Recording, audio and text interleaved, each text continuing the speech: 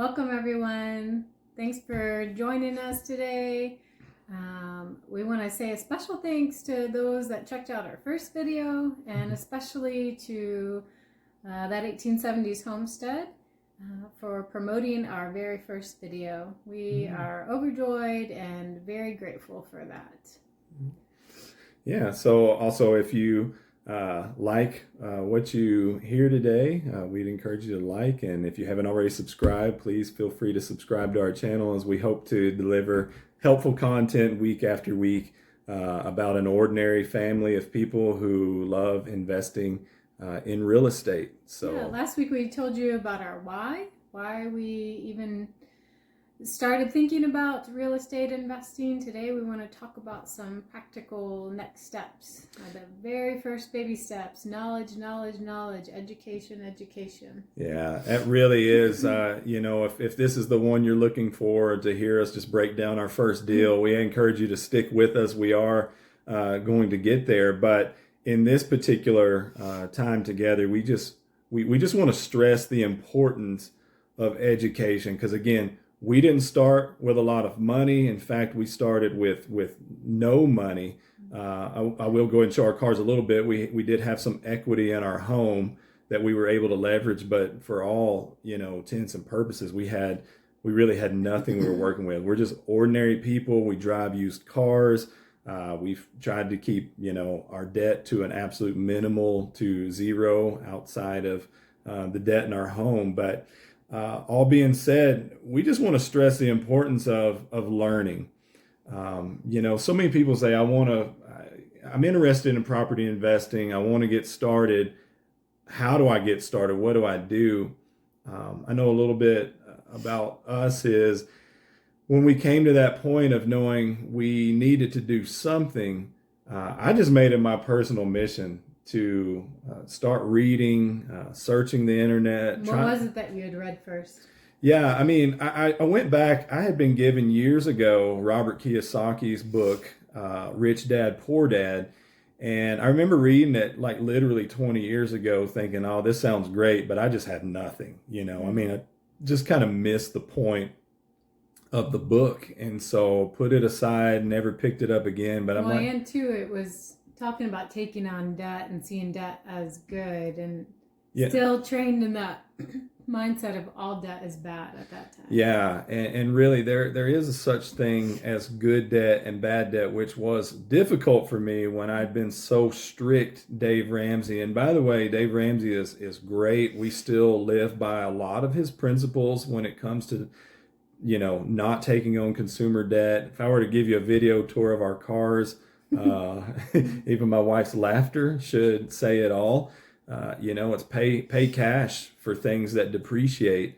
But Robert Kiyosaki's book did, and help us to see that there are some good debts that you can take on, like if you're buying an asset that's going to produce income, for example, a rental property. And so we started there, but then I still had the mentality of I don't have anything. Like, what do I start with? And all of us have probably seen an infomercial or heard some advertisement on the radio or on on the social media about investing in rental properties with zero money down. And I just thought, what the heck? Why don't I start just listening, maybe to hear what somebody has to say about it? And that's when I ultimately discovered biggerpockets.com. But first, what was it that you had Googled first? How to invest with no money? Yeah, how to invest with zero money down. I mean, that really was it. And of course, you get all kinds of people trying to sell you something, and it's kind of, I'm pretty skeptical of these kinds of gimmicks by nature. So it's easy just to kind of flip through. But I ran into Bigger Pockets, and I just found something different with them. It was just people really sharing their stories, sharing resources. Here's what's good, here's what's bad, here's what's helpful, here's what's not. Mainly their podcasts. They do several podcasts a week now. I don't know how many because they've expanded so much. But when Russ found Bigger Pockets, there was no keeping him from Bigger Pockets. Yeah. Every waking moment, he was just soaking in everything he could. We'd go to the gym, he'd put on his headphones, he'd walk miles just listening until the podcast 2 or 3 were done. We'd go to bed at night, and I would go to bed, but Russ would stay up with headphones on, listening for who knows how many hours, and I did not appreciate it at the time. I do appreciate it now, but at the time, I found it very annoying, but I'm thankful for all the knowledge that he did learn when he did. Yeah, because it was a free education. Again, some of my background in years past is I did home remodeling, worked for my uncle who was just superior at his work. I learned so much working for him for about 4 years. So I had a basis of knowledge on like what are the basics in fixing up a house, but I didn't have the financial side. And at Bigger Pockets, I really just saw all those things kind of married together because they're people just like us. I mean, they're all ages. Some people are starting in their 50s and 60s in investing in property. 18, 19. Yeah, they're all over. Yeah. The stories are just fantastic to hear, and so we would. I was just listening to everything I could. And really what I gained over the course of about 6 months is a free education. I feel like I got a lot of business basics, learned how to find money, when you don't have money, how to finance a property if you don't have a lot of money to get started with. Strategies. Really, there is a sense in which anybody, if you've just got the determination, willingness, and are willing to take a risk and put yourself out there, that's really the big risk of it. Is just you might be uncomfortable putting yourself out there to meet somebody new or to talk to somebody, but you just get an education all the way around. And so for about 6 months, it goes by, and I start learning about how to come up with money, what kind of deals to look for, how to analyze the numbers on a property. Okay, so the TV shows make it look so easy. You buy a house for a low price, sell it for a high price, everything in between is profit, but they don't really break down. This is how much it costs to hold the property, your utilities, your financing costs, if you have financing costs, all these things. You need to understand how they work.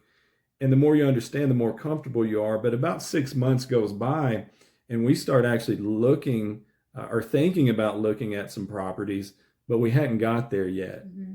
I was in a phase of what I've heard a lot of people call now analysis paralysis.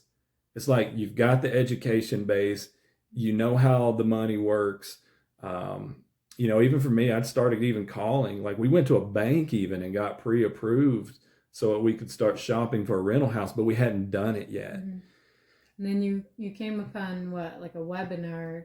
Yeah. So actually on Bigger Pockets, Brandon Turner, one of the, really one of the masterminds behind Bigger Pockets, was leading a webinar that I was listening to on Interstate 15 between Provo and Salt Lake as I was driving up there here in Utah. And the webinar was how to buy your first property within the next 30 days. And I remember him saying, so many of you know what to do. You've got the education, you understand the numbers, but his words were, you just got to pull the trigger. You need to make an offer. Some of you just need to make offers. And you even learn that with making offers, I mean, with contingencies and such, if you make an offer, there's usually room to back out if it doesn't make sense financially, or there's some risk that you didn't see because you have a due diligence period most of the time. And so I just remember that night thinking, we've got to get out there. And so we've got to make offers. And so we got together with a good friend of ours named Travis Stokes. Travis is up in Ogden, and he has just now opened up his brokerage called Stokes and Company. So we would encourage anybody in the Salt Lake Valley, up, or north, to check out Travis Stokes. He does great work, treats his clients very well. He works very hard for his clients. Yeah, and so Travis started showing us properties, and we started making offers. And so we'll save the next part of the story for next week. But the biggest thing is not to get stuck in analysis paralysis. Well, and get your free education. Yeah. You know, I mean, Rich Dad Poor Dad is an excellent resource.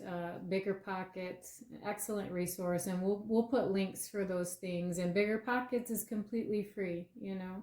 Yeah, it doesn't cost anything for their basic, memberships, and so you can get on there and look at things for free. So there's just, again, anybody can do it. That's what we're trying to say. If we can do it, I promise you, anybody can do it. And so we hope that you'll check us out again next week. Again, if you like what you've heard today, please feel free to like. And if you haven't subscribed, we really value having your subscription with us on our channel.